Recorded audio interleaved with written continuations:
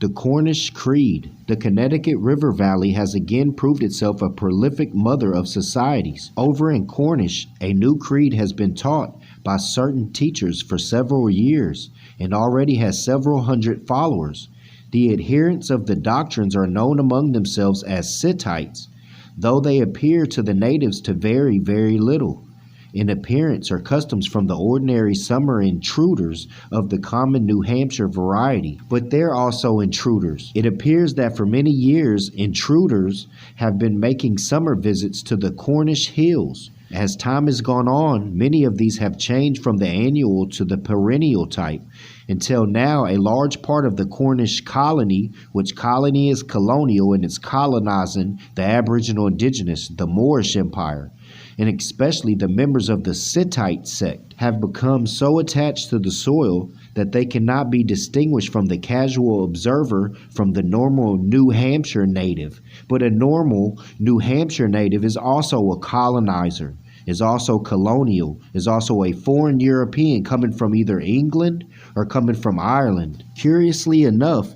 these perennial intruders have developed among themselves the belief that they are the discoverers of Cornish, and especially of the Connecticut River and Mount Ascutney. The natives find no harm in the spread of this curious delusion, and never disturb the intruders by the suggestion that there were folks in Cornish even before the first rising young author found it. The Cornish Creed is a series of statements about Cornish, and of rules of conduct for the permanent and semi-permanent intruders who now possess it, to which all true Cornishites are expected to subscribe. It seems that the intruders, thinking they found Cornish, even if, as some of them claim, they did not make it, but neither did they, because they did it on the backs of commercial slavery. They wished to keep it for themselves and their kind. This is a praiseworthy desire, and one which the natives generally encourage for the Cornish intruder. For the Cornish is modest, not so insultingly rich,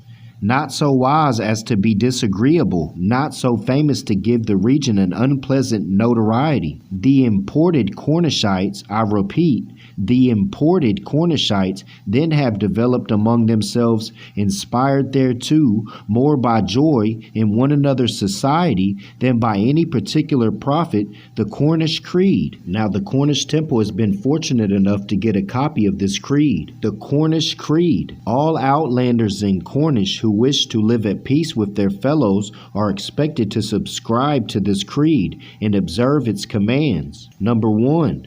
We found Cornish. Number 2, Cornish is ours.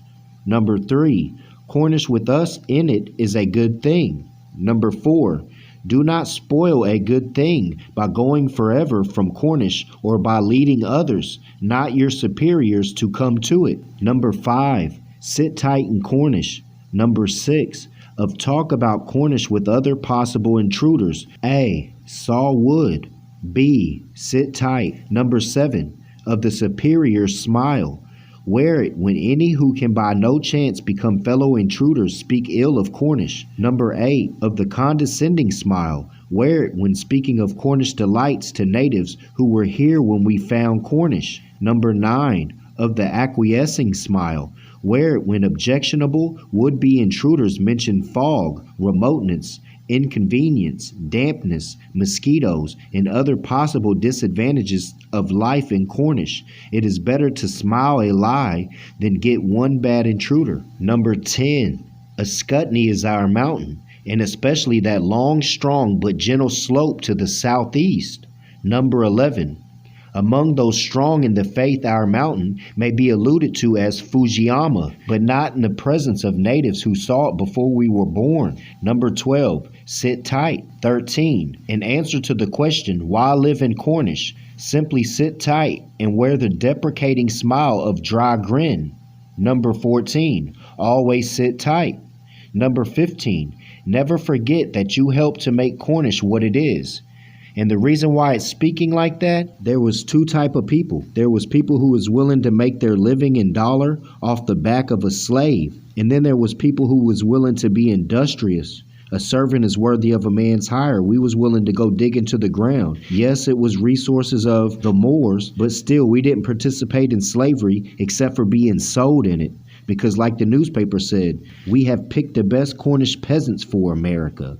But at least we didn't sell and trade in slavery. So that makes y'all really X'd out. So our Cornish ancestors had the Holy Bible forced on them by England. Their ancestor mother tongue was forced into English. Then the Cornish end up over in North America doing business in regards to mining through a remittance act, where all the finance was getting sent home. But then you got the English and the British that ends up over in North America as well. The Commonwealths of North America are defined as a loose confederation of the former British Empire. And the Pilgrims on the Mayflower, whether it be Oceanus or it be Peregrine White, they was running from King James of England because they didn't want to accept the Helios Biblios, the Holy Bible. But in these days and times, people don't look past their great-great-grandmother. So now they're holding the Holy Bible by their heart and all that, when their foremothers and forefathers was running in fear from it. It gave you a so-called divine right in their crazy mind to own slaves.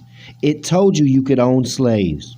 In Ephesians, Paul, or Saul, which Jesus called him Saul, but then he Romanized and became Paul, states, slave, be obedient to your human masters with fear and trembling, in sincerity of heart as to Christ. I have the statement in minutes from the Brothers of Revolution that state that all of these pilgrims was diabolical, is what they called them. Also in the Cornish Creed, it gave an ancient name of the mountain. Also, I want to add in regards to the Gibraltar Mountain, or they also got the Tangier Island. All that stuff connects in regards to Morocco or the Moorish Empire.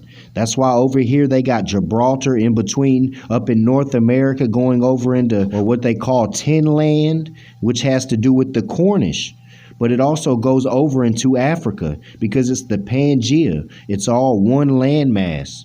It's the Moorish Empire. While they was speaking of intruders, George Washington was writing the Sultan of Morocco, who was domiciled in what they call New York. Oh, great and magnanimous friend, we don't have any crops and we ain't being able to pay our tribute to you. I hope you enjoyed the demonstration in regards to the Cornish Creed.